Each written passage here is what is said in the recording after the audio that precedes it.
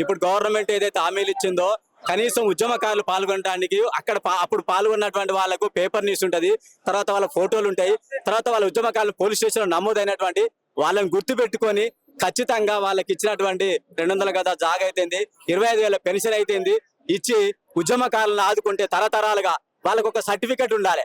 ఆ సర్టిఫికెట్ ఉంటే మా తాత ఈ విధంగా పనిచేసిండు, తెలంగాణ ఉద్యమంలో పోరాటం చేసినటువంటి యోధుడు మా తాత అని చెప్పుకోవడానికి, ఒక తరానికి గుర్తుండేటి తరతరాలుగా గుర్తుండడానికి, ఆ విషయాలు గుర్తుండడానికి ఒక సర్టిఫికెట్ ఐడెంటిఫై చేయమని చెప్పారు.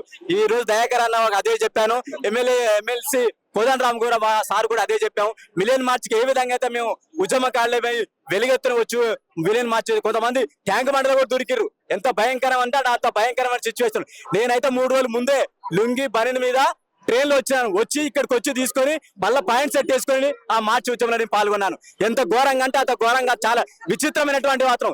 చాలా మంది లోపలికి పోయినట్టు కొడుతా ఉన్నారు. ఆ భయాన్ని కూడా ఎక్కడ దాచుకున్న వాళ్ళు అక్కడ దాక్కున్నారు. అంత భయంకరమైన సిచ్యువేషన్.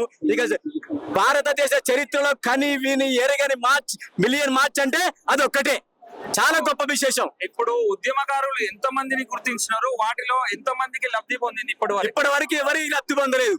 ఉద్యమకారులు అనే వాళ్ళు ఇప్పుడు గుర్తించాలి, కమిటీ వేయాలి. ఆ కమిటీ వేసినప్పుడు ఎవరెవరు ఉంటారు, ఎవరెవరు ఆ కమిటీలో ఎవరెవరు నిర్ణయం చేస్తారో ఇప్పుడు రాబోయే అసెంబ్లీలో వాళ్ళు నిర్ణయం చేసుకొని కమిటీలో ఎవరైతే నైపుణ్యత ఉన్నటువంటి వాళ్ళ నిపుణులు మాత్రమే, వేరే వాళ్ళకి ఇవ్వద్దు. ఎవరైతే సామర్థ్యత ఉందో ఆ సామర్థ్యత ఉన్నటువంటి వాళ్ళకు కమిటీ చైర్మన్ గా, కమిటీ కార్యదర్శిగా ఇచ్చి వాళ్ళతో ఏర్పాటు చేసుకున్న తర్వాతనే అవి కమిటీలో గ్రామీణ ప్రాంతాల నుంచి, మండల ప్రాంతాల నుంచి, జిల్లా ప్రాంతాల నుంచి, వివిధ ప్రాంతాల నుంచి వచ్చినటువంటి వాళ్ళు ఎవరైతే కష్టపడ్డారో, ఎవరైతే ప్రాధాన్యత ఉందో, ఎవరైతే వాళ్ళ పేర్లను గుర్తించి అక్కడ ఉన్నటువంటి వాళ్ళు ఎవరైతే పోరాటం చేశారో వాళ్ళందరికీ ఆ పోలీస్ స్టేషన్లు కానీ, ఫోటోలు కానీ, వీడియోలు కానీ ఎక్కడైతే ఉన్నాయో వాళ్ళందరూ గుర్తించి ఆ కమిటీలో నిర్ణయం చేసుకుని కమిటీల పేర్లు ఇచ్చినటువంటి వాళ్ళకే ప్రభుత్వం గుర్తించి ఆ విధంగా 200 ఇళ్ల జాగా అయితేంది, 25,000 పెన్షన్ అయితేంది, వాళ్ళ కుటుంబానికి ఇంకా సంక్షేమ కార్యక్రమాలు ఏర్పాటు చేయడానికి ఇస్తారని రేవంత్ రెడ్డి గారి చేతి దండం పెట్టి వేడుకుంటున్నాం.